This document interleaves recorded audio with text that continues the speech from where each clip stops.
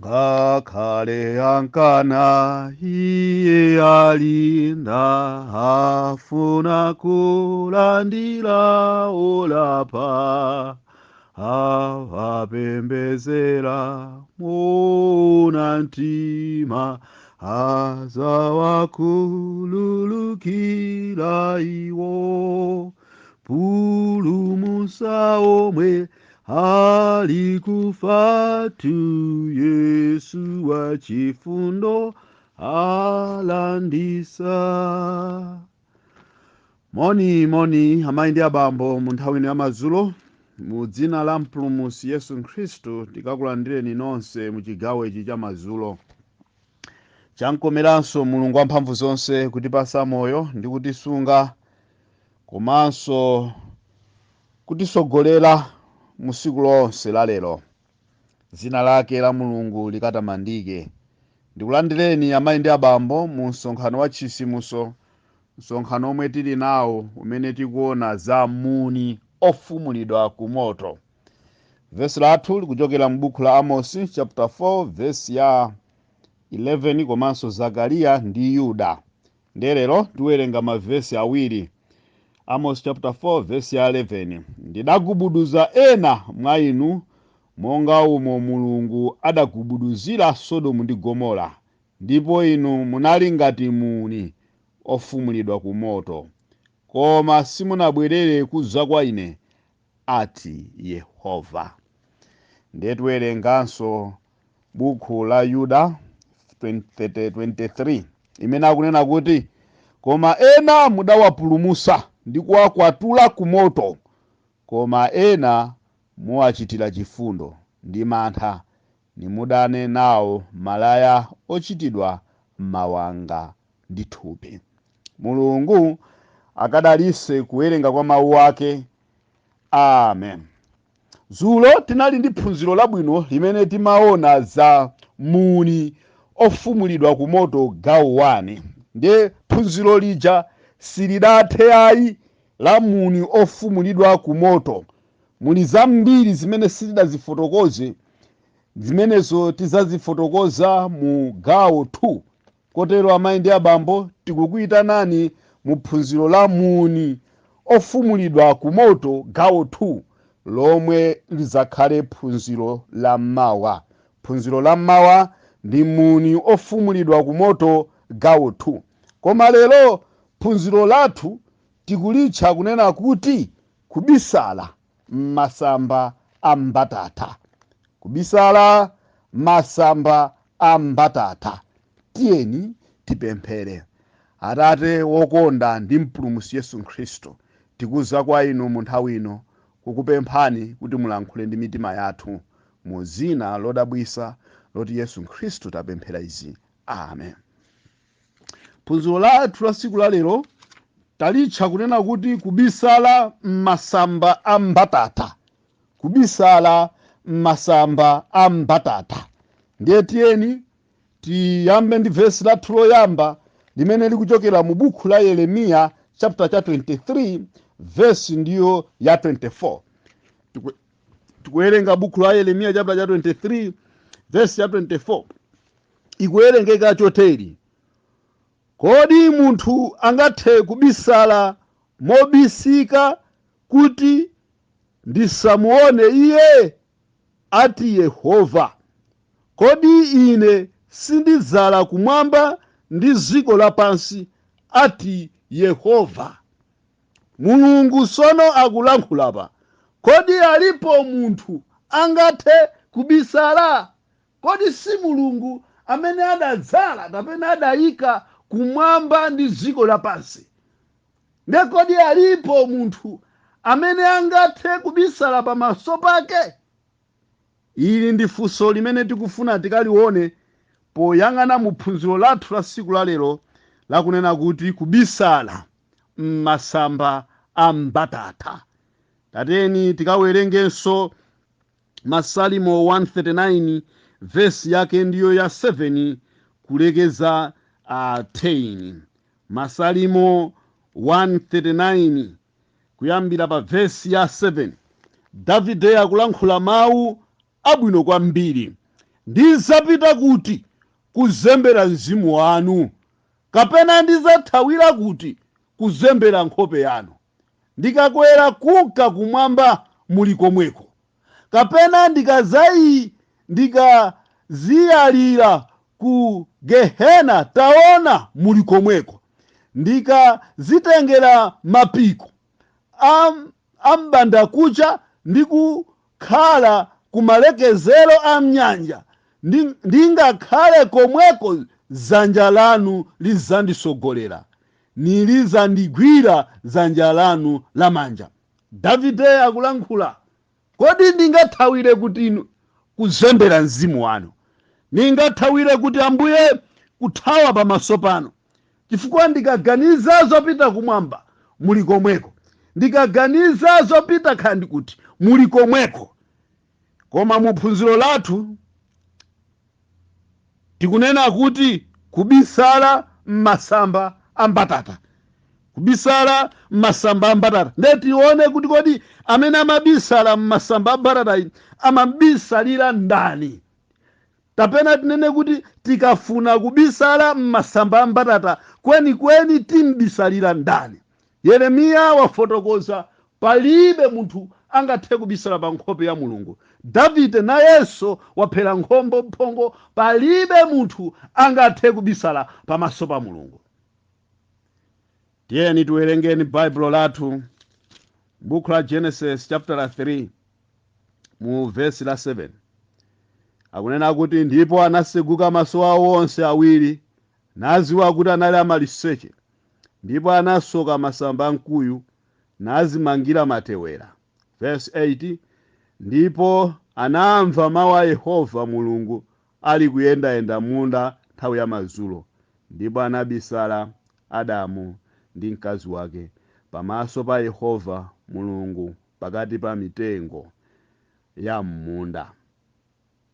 Nkhani yosangalatsa kwambiri ya Adamu, kugwa kwa munthu, chiyambi cha uchimo. Adamu wadya chipatso chimene Mulungu adamuwuza zoti asadye, maso ake aseguka. Zosangalatsa kwambiri tikamaliona vesi limene njoka amene nabwera nimamunyenga Hava. Muphunziro lathu loyambirira tidafotokoza kunena kuti Mulungu amalankhula ndi mitima yathu. Koma tamveserani Satana mene anamunyengera Adamu ndi Hava. Choyamba adagwirisa ntchito, kapena titi Satana amagwirisa ntchito masenses athu. Mulungu amalankhula ndi mtima chifukwa iye ndi amene anaulenga, koma Satana sangalankhule ndi mtima, ndiye amalankhula kupyolera masenses athu. Ndiye anamuwuza mkazi kuti kodi Mulungu anati usadye chakudya mtengo wa chakudya? Choyamba akupereka chikayiko. Abwenzi tikaziwe Satana akamabwera kwa ife nthawi zonse amapereka chikayiko, amafuna tikayike pa zinthu zimene Mulungu adazinena kuti ndi zomwezi. Amayika chikayiko mkati mwa moyo yathu. Ndiye tikuona pa mkazi akuti anakomedwa kwambiri pa verse ya 6, akunena kuti ndipo pamene adaona mkaziyo kuti mtengo unali wabwino kudya, adagwirisa ntchito maso. Satana akafuna kutichita attract, adagwirisa ntchito ma senses amene ndi maso. Maso adaona, kenako maso aja adachitenga chinthu chicha ndikuchika mu brain, ndikuchibweresa mu brain, then ndikunena kuti chikuoneka ngati nchokomeka maso, then kuchokera mu brain ndikupita ku mtima sopano. Tikamawerenga Baibulo lathu limatiwuza zoti tisamale ndi zilakolako zathupi. Tikawerenga ku 1 Yohane chapter 2 verse 16, pakuti chilichonse cha dziko lapansi, chilakolako cha thupi ndi chilakolako cha maso, matamandidwe amoyo sizichokera kwa Atate koma ku dziko lapansi. Chilakolako cha thupi, chilakolako cha maso, matamandidwe amoyo sizichokera konse kwa Mulungu wamphamvu zonse. Hava adatengera kuti chakudyachi nchokoma maso, zilakolako za thupi sizichita konse kapena sizichokera konse kumpando wa Mulungu. Lero takomedwa ndi zilakolako za thupi, takomedwa ngati Hava amene maso athu aona nkugwiritsa ntchito ndi kuzitenga zinthuzo ndi kuziyamba kuzitenga ngati zoonadi. Satana amagwiritsa ntchito ma senses, amagwiritsa ntchito touch, amagwiritsa ntchito all ma senses athu pamene sangathe kulankhula ndi mtima wathu, koma ndi Mulungu yekha amene amadziwa kulankhula ndi mtima wathu. Nde Baibulo likunena kuti Mulungu Adamu wachimwa, Satana wamunyenga, wadya chipaso, wagwiritsa ntchito ma senses ngati mene amafuna kumuyesera Ambuye wathu Yesu Khristu. Satana aso adagwiritsa ntchito ma senses okhaokha, adamuonesa mwala okhala ngati buledi, omaoneka adi kuti undi buledi, atawusintha utadi kukhala buledi. Adagwiritsa ntchito ma senses. Olankhula wina adafotokoza kunena kuti kodi mungakhumbire mutakhala ndi maso, popeza ndi maso amene Hava adagwiritsa ntchito poona chipaso. Nde wina adanena kuti ayi sindingakhumbire kukhala ndi maso, koma soka ndiloti lero lino ngakhale anthu opanda maso ali mu uchimo. Chifukwa chani? Si chimo la maso lokha limene limatipangisa ife kuchimwa, koma ma senses athupi lathu anagwiritsidwa, amatha kugwiritsidwa ntchito ndi Satana. Nde vesi lathu limene tawerenga lanena kuti Adamu ndi Hava atadya adapezeka kuti ali amaliseche, ndi adaganiza zobisala pansi kapena zozipangira okha masamba amkuyu. Ndi anazipangira masamba amkuyu na amazisokera masamba amkuyu na amabisala atamva kuti Yehova Mulungu wamphamvu zonse akubwera. Mafuna ndifotokoze kuti kodi chifukwa chiyani adagwiritsa ntchito mkuyu. Mlembi wina adafotokoza kuti mkuyu ndi wodabwitsa kwambiri. Ena mwina mudamvapo kuti Malawi kuli mwambi amati chikomekome cha mkuyu mkati muli nyerere. Mkuyu umatha kupezeka mkati mwa mkuyu muli nyerere, koma mukawuyang'ana mkuyu mkati kunjaku kosaboleka ndi china chilichonse. Nkumadabwa kuti kodi nyerere yalowera pati. Mkuyu umatha kumubisa munthuyo osaoneka ndi kumangooneka mkuyu kunja kokhaku. Nde Adamu dali mitengo yambiri, koma mkuyu udali odabwisa muzintchito ngati zimenezo mwina zina mwaiso sitingathe kuzifotokoza. Nde adaganiza Adamu ndi Hava zokabisala mkuyu. Munjira ina pamene adayima Adamuyo adayima ngati mtengo, konena kuti akadakhala kuti Mulungu sindiye Mulungu. Mulungu akadatha kufika pamene padali mkuyu, osamuona Adamu nkumangoona ngati mkuyu, malinga ndi mkuyu mene udapangidwira. Abwenzi mafuna ndikuwuzeni kuti Ambuye wathu Yesu Khristu atabwera pa dziko lino lapansi, mitengo yonse imene ili mu dziko lino lapansi, mtengo umene adautemberera unali mkuyu. Tikamawerenga mu buku lathu la Mateyu chapter 21, Mateyu chapter 21 verse yake ndiyo ya 18 ndi kulekeza mpaka na 20. Mina tingoiwerenga Mateyu chapter 21 verse ya 18.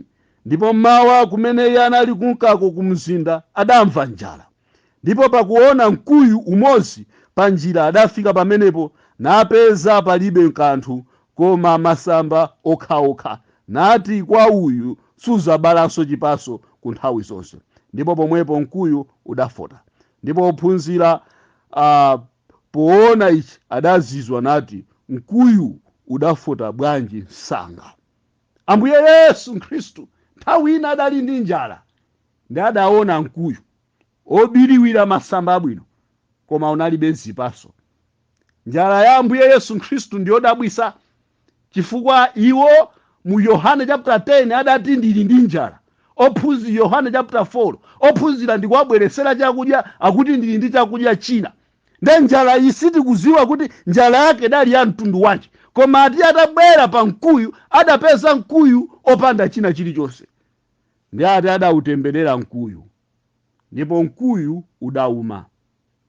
Hani masangalasa kwambiri tikaiwerenga Marko chapter cha 11 kuyambira pa verse yake ya 12. Marko chapter cha 11 verse ya 20 akunena kuti ndipo pamene adapita mmawa mwake anaona kuti mkuyu uja udafota kuyambira ku mizu. Ndipo Petro anakumbukira nanena naye, Labi, onani wafota mkuyuyu mudautemberera.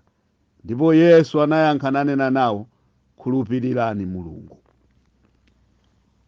Marko poifotokoza nkhani akunena kuti akudusa Petro adaona mkuyu umene Yesu Khristu adautemberera utayamba kuuma koma kuchokera ku mizu. Misisi idauma ndi adayitana Ambuye Yesu Khristu, mudalankhula ndi mkuyu uwu, koma mkuyu wauma sudayambirenso.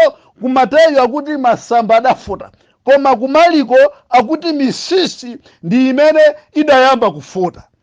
Then manena kuti mu mitengo yonse imene ili pa dziko lino lapansi, mtengo umene Mbuye wathu adautemberera udali mkuyu basi.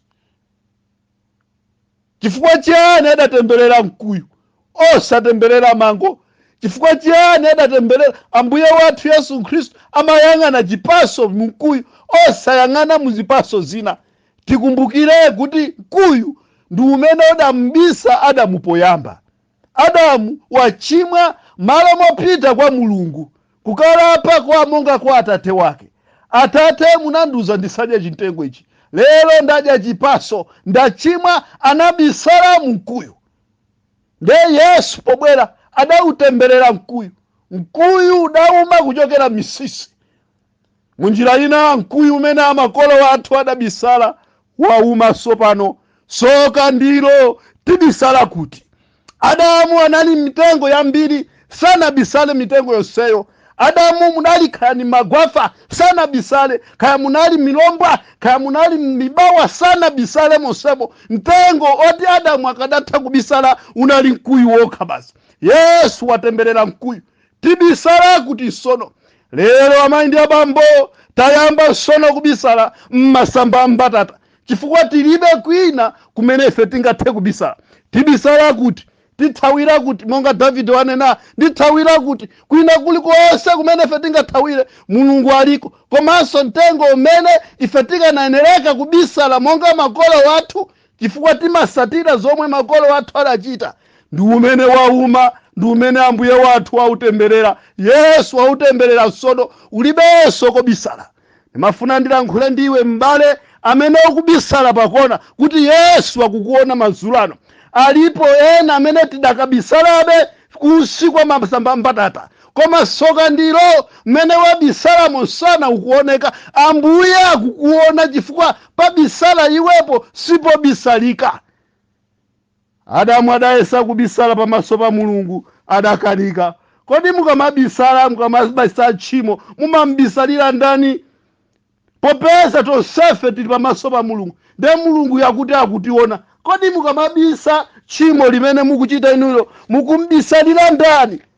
Amayi ndi abambo tiziwe kuti Yesu Khristu akubweranso posachedwa. Tikuyenereka tivumbuluke sono. Kaya chinali chibisabisa, tiyeni tivumbuluke, tibwere pamaso pa Mulungu. Olapa ochimwayo ndine, Ambuye ndikhululukireni. Ndezi kusangalasa Mulungu akuti uli kuti Adamu. Mulungu akumuyang'ana Adamu, akumufunafuna Adamu. Mulungu unso mazulano akukufuna ninu. Muli kuti kodi amayi? Muli kuti abambo? Muli kuti nyamata? Sindikukuonani pamene ndidakusiyani. Ndi nthawi yabwino yoti tibwerere kwa Mulungu. Muchiyambire chonse cha dziko lino lapansi, Mulungu ndi amene amafuna munthu. Adamu atasochera, Mulungu adamusaka. Mulungu ndi amene adamuyitana Abrahamu kumuchosa kupembeza mafano. Mulungu ndi amene adamufunafuna Yakobo mene amathawa pompasa maloto. Ndi Mulungunso amene adamufuna Mose atapha munthu pompasa pa chisime paja moyo wina wonse ndi kusintha. Mulungu ndi amene adamufuna Mose na amaonekera pamene pasambalo yakamoto. Ndi Mulungunso amene adatuma Yesu Khristu. Sifa amene tidapita kumwamba, koma ndi Mulungu amene adatuma Yesu Khristu kubwera kwa ife. Yesu sono ali pamaso pathu. Kodi munkanabe lero kapena tikuvomereza machimo athu kuti Ambuye wochimwayo ndine mundikhululukire. Soka ndilo ambiri ife tazisokera masamba amene mulibe moyo, tazisokera ziulusi zimene sizingathe kuchita. Yesaya chapter 59 verse 6, maukonde awo antchito zawo zili ntchito zoyipa ndi chiwawa chili m'manja mwawo. Tiyambe pa verse ya 4-5 akunena kuti iwo afungatira mazira mamba aswesa na aluka ukonde wati akangaude. Iye amene adya mazira ake amafa ndi chosedwacho chisweka ni chikhala soka. Ambiri a ife tikusoka maulusi ati kangaude. Mu buku la Yobu chapter 8 pa verse ya 14 ndi 45 mpaka na 15 akunena kuti maulusi akangaude amene tasoka tikuti tikawasamira akumagwa sono. Tilibenso kwina kothawira. Adamu ndi Hava atazisokera zovala za masamba. Mene Mulungu adafika zovalazo zidali zitachoka, adalinso ali maliseche. Ndi Mulungu iye yekha mwini amene adawapasa chovala cha ulemerero. Mu Genesis chapter 3 verse 21 powapangira ma-apron azovala za chikopa cha nyama. Kodi ndi khumbo lanu kuti Ambuye wamaliseche yo ndine ndi mkazi wonanga ndi zomwe ndazisokera zikundiphimba. Ena kuphimbika kusi kwa mpingo, nkumaona ngati mpingo utha kuwasuka, nkumaona ngati Mulungu sawaona. Ena tikuphimbika pansi pa maudindo, iwe nkukhala udindo ndikumaona ngati udindo wako Mulungu sakuona. Ndikufuna ndikuze mbale, palibe sitingathe kubisala pamaso pa Mulungu. Tikuyenereka tibwere kwa Yesu Khristu, tivomereze Ambuye tachimwa, ndikonzeniso nine. Mulungu adamukonzera Adamu chovala cha ulemerero chimene adamuveka, chimene ndi chovala cha chilungamo chake, chimene timati imputed righteousness, chilungamo chochita kuvekedwa chimene Mulungu adachita kumuveka Adamu ndi Hava. Kodi ndi khumbo lanu kuti Ambuye ndivekeni ndi chovala cha ulemerero wanu. Moyo wanga chakachi sindachite nawo bwino, koma ndikupempha kuti inu Mulungu muchite nane. Mulungu alolola kuti konzanso kuti tiyambenso mwasopano. Mulungu akatidalise mazulo ano kwa iye kukakhale ulemu lero ndi nthawi zonse. Amen.